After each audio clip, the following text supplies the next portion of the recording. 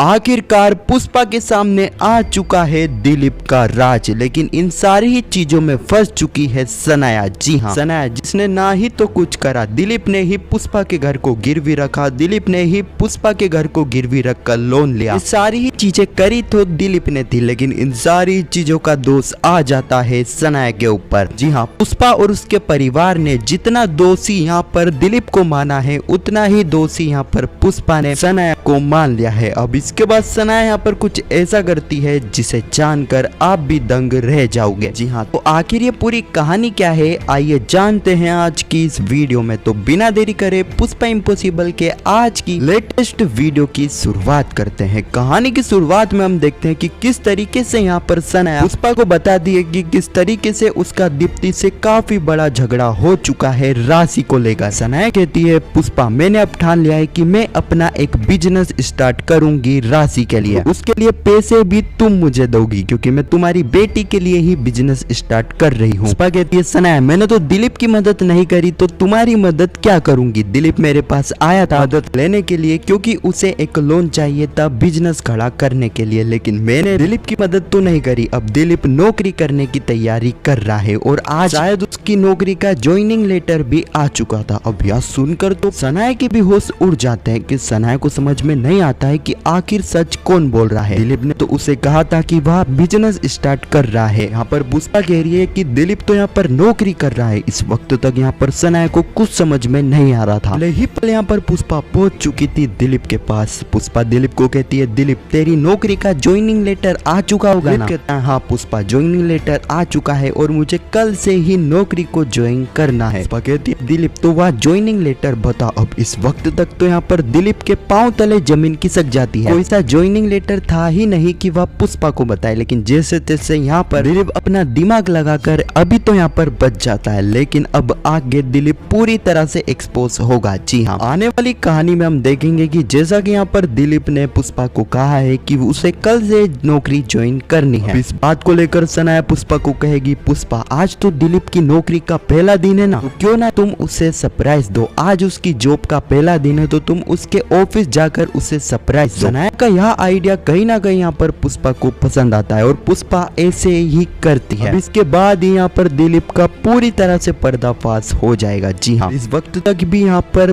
दिलीप के बिजनेस में कुछ गड़बड़ हो चुकी थी, जिसके चलते राज भी पुष्पा के पास आ चुका था। पुष्पा दिलीप को कहती है दिलीप इतने सारे पैसे कहाँ से आए। अब यहीं पर जो है दिलीप खुलासा करेगा, पुष्पा को बताएगा कि उसने उसके ही घर को गिरवी रख दिया था। इसको लेकर पुष्पा दिलीप को सजा तो देगी, लेकिन साथ ही यहाँ पर पुष्पा सनाया को भी सजा देगी। इस चीज का आरोप सनाया के ऊपर भी लगेगा क्योंकि यहाँ पर पुष्पा को ऐसा लगता है कि इस बारे में सनाया को पता था, लेकिन सनाया ने उसको नहीं बताया। हाँ, तो ये कुछ कहानी है जो कि पुष्पा इम्पॉसिबल के आने वाले एपिसोड में हमें देखने को मिलेगी। खैर आपको यह वीडियो कैसे लगी कमेंट में जरूर बताना। पुष्पा इम्पॉसिबल के आने वाले एपिसोड की ऐसी वीडियो के लिए चैनल को सब्सक्राइब अवश्य करना। जब तक के लिए धन्यवाद।